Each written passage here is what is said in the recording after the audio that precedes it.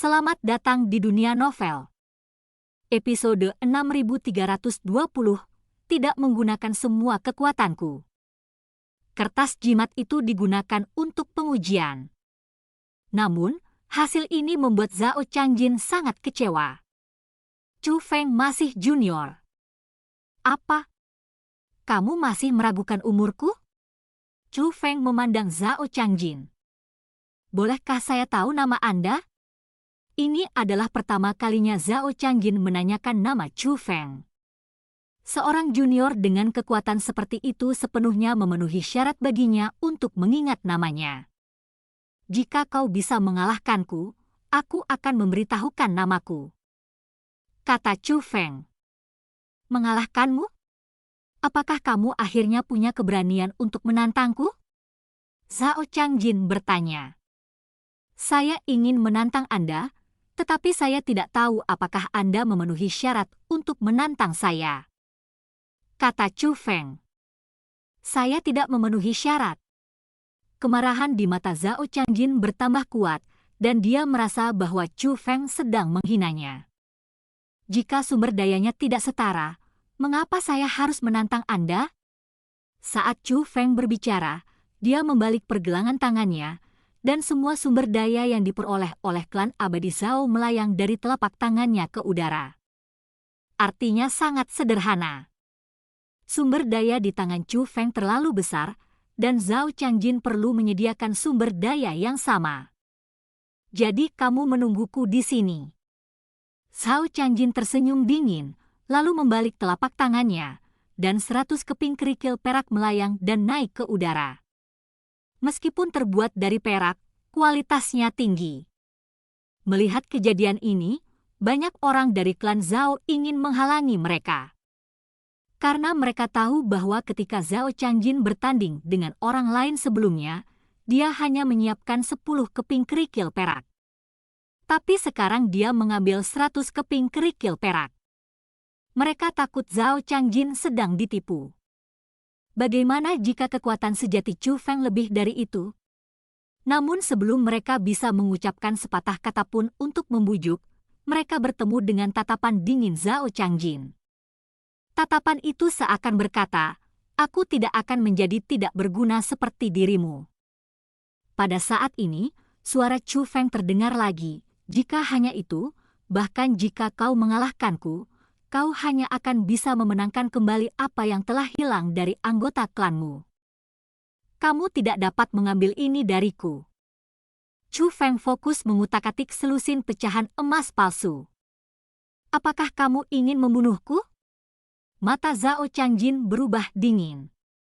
Bagaimana bisa dianggap merugikan jika sumber dayanya sama?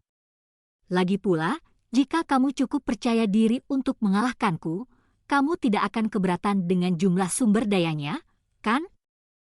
Kamu lebih tua dariku.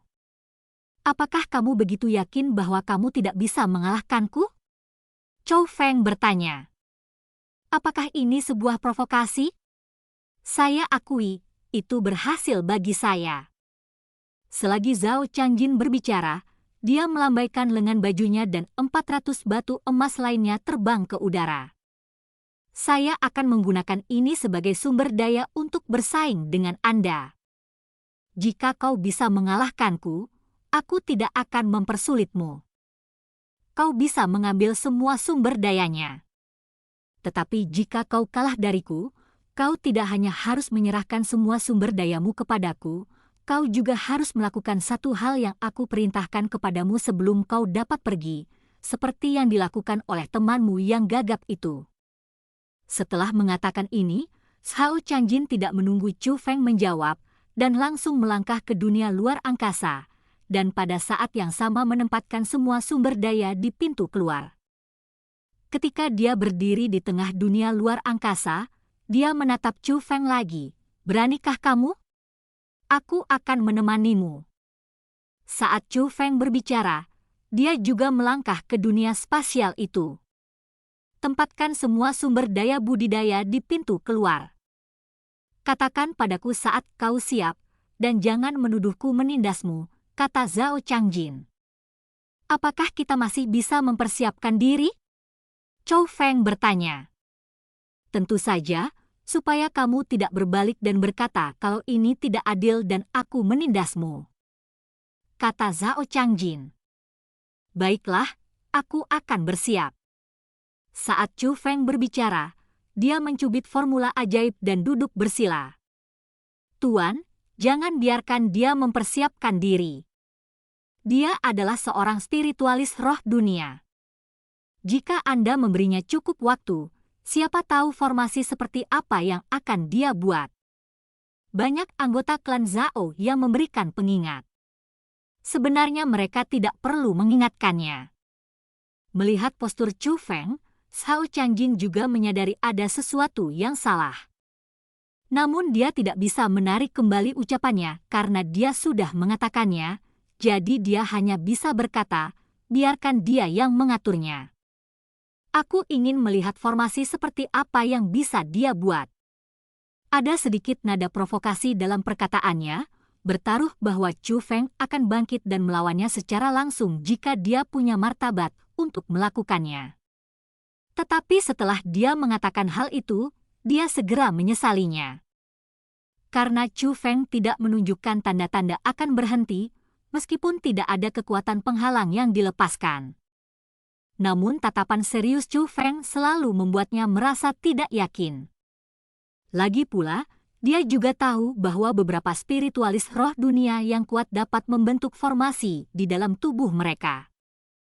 Aku bilang, aku bisa mengakomodasi kamu dan membiarkan kamu mempersiapkan diri, tapi kamu tidak bisa bersikap tidak tahu malu, kan?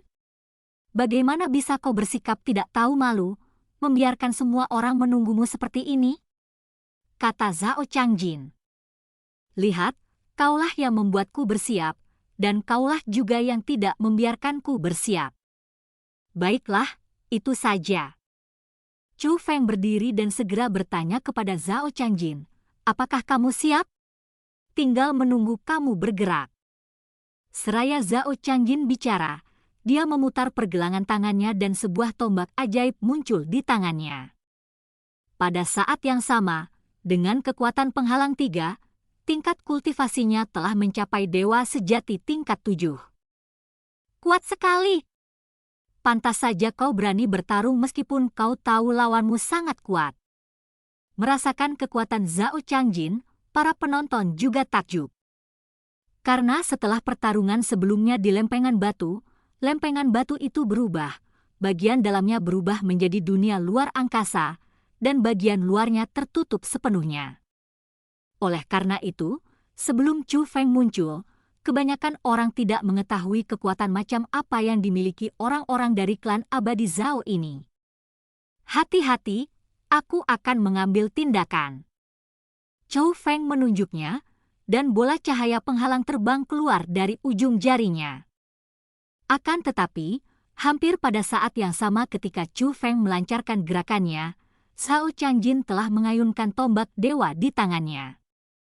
Seberkas cahaya keemasan melesat keluar dari ujung pistol dan melesat langsung ke arah bola cahaya penghalang milik Chou Feng. Bum bum bum. Akan tetapi, bola cahaya penghalang yang awalnya lebih kecil tidak hancur setelah dihantam oleh sinar cahaya gaya tersebut, tetapi malah langsung membesar. Pada saat yang sama, rasa tertekan yang mengerikan juga terpancar dari bola cahaya di penghalang. Tapi Zhao Changjin tidak panik. Sebaliknya, ia melompat dan berubah menjadi naga emas yang panjangnya puluhan ribu meter. Teknik larangan dewa 3 tahap, teknik tombak naga abadi. Naga emas itu menggemparkan langit dan bumi, membawa kekuatan dahsyat, dan melesat maju menuju Chou Feng. Tetapi ketika naga emas menyentuh bola cahaya penghalang, Zhao Changjin menjadi panik. Naga emas itu bagaikan seekor ikan teri yang menghantam panci besi, dan seketika firasat buruk timbul dari lubuk hatinya. Namun, sudah terlambat. Bola cahaya penghalang, yang awalnya sangat keras, tiba-tiba menjadi lunak seperti air dan langsung membungkus Zhao Changjin.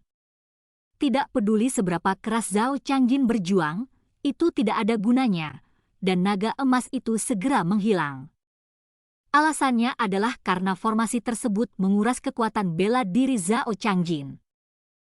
Ketika formasi itu disingkirkan, Zhao Changjin sudah tergeletak di tanah dengan sekuat tenaga, bahkan untuk bangun pun sulit baginya.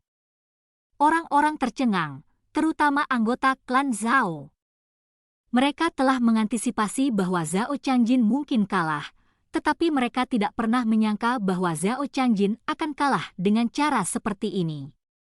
Di bawah alam yang sama, bahkan seseorang sekuat Zhao Changjin sama sekali tidak berdaya untuk melawan. Formasi ini telah terbentuk sejak aku melangkahkan kaki di tempat ini. Chu Feng mengatakan ini kepada Zhao Changjin, lalu mengemasi sumber dayanya dan bersiap untuk pergi. Berhenti! Tapi Zhao Changjin tiba-tiba berbicara.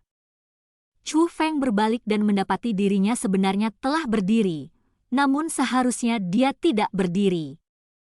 Itu adalah aura keemasan bagaikan api yang berkobar keluar dari tubuhnya. Aura itu luar biasa dan jauh lebih kuat dari kekuatan garis keturunan yang telah dilepaskannya sebelumnya. Kamu pikir kamu menang, tapi aku belum menggunakan kekuatan penuhku. Zhao Changjin menatap Chu Feng dengan tajam. Zhao Changjin, sudah cukup. Tetapi pada saat ini, sebuah suara terdengar di luar dunia luar angkasa. Dia adalah wanita yang berpenampilan biasa saja tetapi berani mengkritik klan abadi Zhao atas perilaku mereka yang tidak adil. Tetapi ketika dia mengatakan hal ini, lapisan kekuatan penghalang muncul dari sekelilingnya. Kemanapun kekuatan penghalang itu lewat, bukan hanya pakaiannya yang berubah, tetapi wajahnya juga berubah.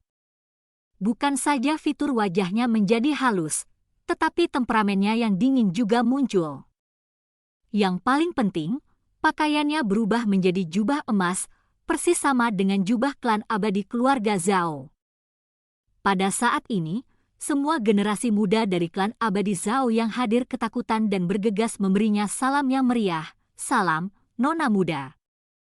Para penonton juga menyadari bahwa wanita ini bukan saja anggota klan abadi keluarga Zhao, tetapi juga pasti sangat penting. Karena bahkan mata Zhao Changjin menunjukkan sedikit ketakutan.